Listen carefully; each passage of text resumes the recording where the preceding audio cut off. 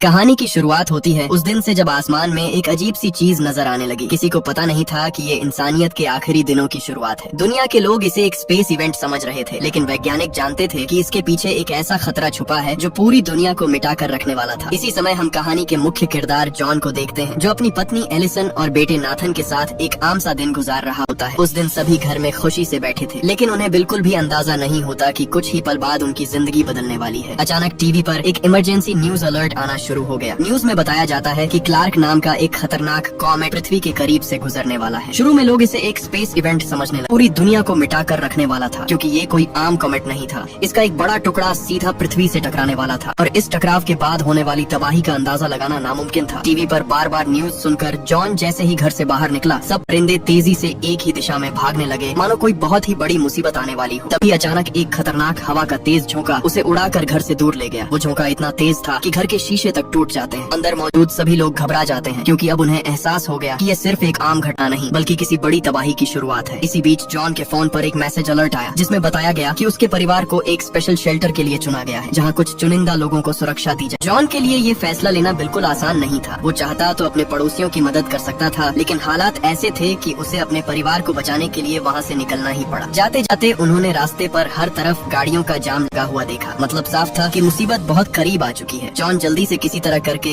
अपनी पत्नी और बेटे के साथ एयरपोर्ट पहुंचता है, जहां चारों तरफ सिक्योरिटी फैली हुई थी। हर तरफ अफरा तफरी का माहौल था।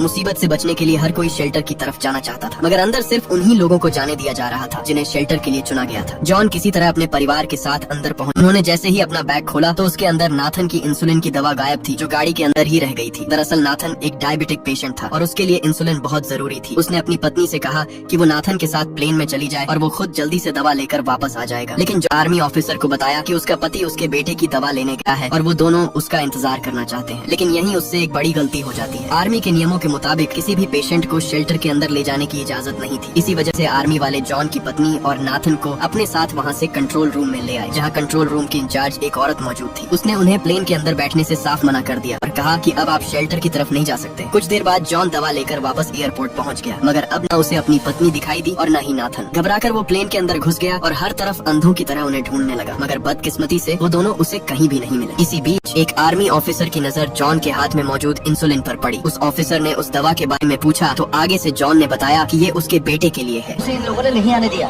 कहा किसी बीमार को नहीं लेंगे। ये सुनकर जॉन के रोंगटे खड़े हो गए। वो तुरंत प्लेन से बाहर निकलने के लिए भाग पड़ा, लेकिन तब तक बहुत देर हो चुकी थी। प्लेन का दरवाजा लगभग बंद होने को था, मगर उसकी बदकिस्मती अचानक पूरे एयरपोर्ट के बाहर हालात बिगड़ने लगे। सब लोग आर्मी के कंट्रोल से बाहर हो चुके थे। लोग हर हाल में अंदर घुसना चाहते थे। सब लोग अपनी जान बचाने के चक्कर में प्लेन की तरफ दौड़ पड़े। आर्मी उन्हें रोकने की पूरी कोशिश करने लगी, लेकिन भीड़ इतनी ज्यादा थी कि किसी के लिए कुछ कर पाना मुश्किल हो गया। इसी अफरा तफरी के बीच एक गोली सीधा एक आर्मी वाले को जा लगी। उस गोली की वजह से फ्यूल के पाइप से फ्यूल लीक होने लगा और देखते ही देखते अचानक वहां आग फैल गई। कुछ ही पलों में एक प्लेन भी इस तबाही की लपेट में आ गया, जिससे एक बहुत ही बड़ा धमाका हो गया। धमाका इस कदर जोरदार था कि वहां मौजूद किसी भी शख्स को जान बचाने का मौका तक न मिला और सब के सब वहीं पर जलकर राख हो गए। उधर जॉन की पत्नी भी वहां से जान बचाकर भाग रही थी। तभी उन्होंने ये सब देख लिया। अब जॉन के लिए अपनी पत्नी और बेटे तक पहुँचना और भी मुश्किल हो गया। कोई रास्ता न देखकर उसकी पत्नी ने एक मैसेज भेज दिया कि वो दोनों अपने पिता के घर जा रहे हैं। उधर चारों तरफ लोग अपनी जान बचाकर दूसरे प्लेन की तरफ दौड़ रहे थे। इसी बीच जॉन किसी तरह अपनी जान बचाते हुए वापस अपनी गाड़ी तक आ गया, लेकिन तब तक उसकी पत्नी वहां से जा चुकी थी। उसकी पत्नी का छोड़ा गया नोट देखकर वो समझ गया कि उसका परिवार कहाँ गया है। अब उसके पास सिर्फ एक ही मकसद था, किसी भी तरह अपनी पत्नी और बेटे तक पहुँचना। उधर जॉन की पत्नी अपने बेटे की दवा लेने एक मेडिकल स्टोर में चली गई। वो वहाँ से कुछ दवाइयाँ इकट्ठा कर ही रही थी कि अचानक उस स्टोर पर गुंडों ने हमला कर दिया। एलिसन किसी तरह अपनी जान बचाते हुए वहाँ खड़ी एक गाड़ी में बैठ गई। सफर के दौरान जब गाड़ी वाले को पता चला कि उन दोनों को शेल्टर के लिए चुना गया था, लेकिन बेटे की मेडिकल कंडीशन की वजह से उन्हें प्लेन में जगह नहीं मिल पाई, यहीं से उस आदमी को सब समझ आ गया। वो आदमी तुरंत गाड़ी से उतरा और जबरदस्ती जॉन की पत्नी को गाड़ी से उतारकर नीचे फेंक दिया, जबकि उसके बेटे नाथन को अपने साथ लेकर वहाँ से चला गया। दूसरी तरफ जॉन अपने परिवार तक पहुँचने की कोशिश कर रहा था। तभी आसमान से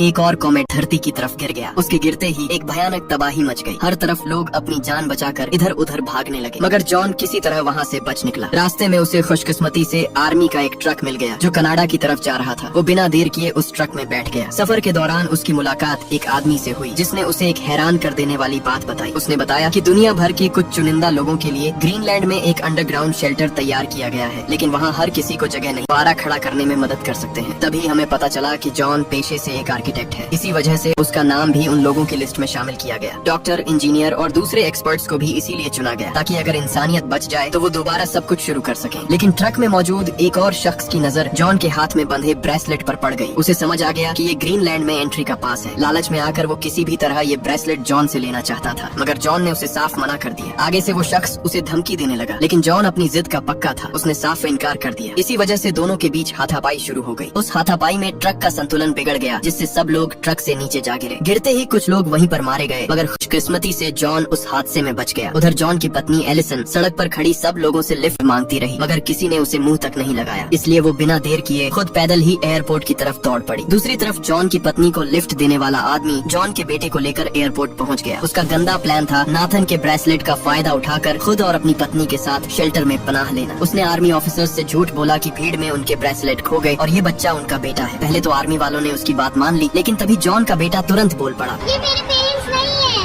इतना सुनते ही आर्मी वालों को उन पर शक हो गया और उन्होंने तुरंत नाथन को अपने पास रख लिया। इसी बीच जॉन की पत्नी एलिसन भी आखिरकार उस एयरपोर्ट तक पहुंच जाती है। अपने बेटे को ढूंढते ढूंढते वो उस जगह पर पहुंची जहां उसके बेटे को रेस्क्यू कैंप में रखा गया था। अपने बेटे को ठीक देखकर वो सुकून का सांस लेती है। एक डॉक्टर ने उसे बताया कि अगर वो यहाँ से शेल्टर की तरफ नहीं जाना चाहती तो थोड़ी देर में एक मिलिट्री ट्रक यहाँ से कनाडा की तरफ जाने वाला है, तुम दोनों उसमें जा सकते हो। उधर जॉन भी काफी मुश्किलों के बाद कनाडा पहुँच जाता है। वो सीधा अपने ससुर के घर आ गया, लेकिन वहाँ उसकी पत्नी और बेटा मौजूद नहीं थे। इसी बेचैनी के बीच अचानक उसके फोन की घंटी बज उठी। फोन पर उसकी पत्नी ने बताया कि वो मेन रोड पर उतर चुके हैं। ये सुनते ही जॉन तुरंत उन्हें लेने निकल पड़ा। इतने दिनों बाद जब तीनों एक दूसरे से मिले तो उनके लिए वो लम्हा किसी चमत्कार से कम नहीं था, लेकिन उनके पास खुशी मनाने का समय बिल्कुल नहीं था। जॉन ने उन्हें बताया कि सबसे बड़ा कॉमेट अभी धरती से टकराया ही नहीं है, असली तबाही अभी बाकी है। इसीलिए उन्हें ग्रीनलैंड के उस अंडरग्राउंड शेल्टर तक हर हाल में पहुंचना होगा, क्योंकि बचने का बस वही एक आखिरी मौका है। एलिसन ने अपने पिता को साथ चलने के लिए कहा, मगर उन्होंने साफ मना कर दिया, क्योंकि अब उनका मरना यहीं पर तय था। इसलिए न चाहते हुए भी जॉन और उसका परिवार उस शेल्टर की तरफ निकल पड़ा। लेकिन अब दुनिया पहले जैसी नहीं रही। जैसे जैसे वो आगे बढ़ते गए, रास्ते भर आसमान से कॉमेट के छोटे छोटे टुकड़े गिरते जा रहे थे। चारों तरफ तबाही फैलती गई। जहाँ भी कॉमेट गिरते लोग वहीं पर मरते गए। रास्ते भर आसमान से गिरते कॉमेट के टुकड़े तबाही मचाते रहे। जॉन को हर हाल में आखिरी फ्लाइट पकड़नी थी। जब वो एयरपोर्ट पहुंचा तो विमान उड़ान के लिए तैयार था। कोई और रास्ता न देखकर उसने अपनी गाड़ी रनवे पर प्लेन के सामने रोक दी। जैसे ही गाड़ी प्लेन के सामने रुकी,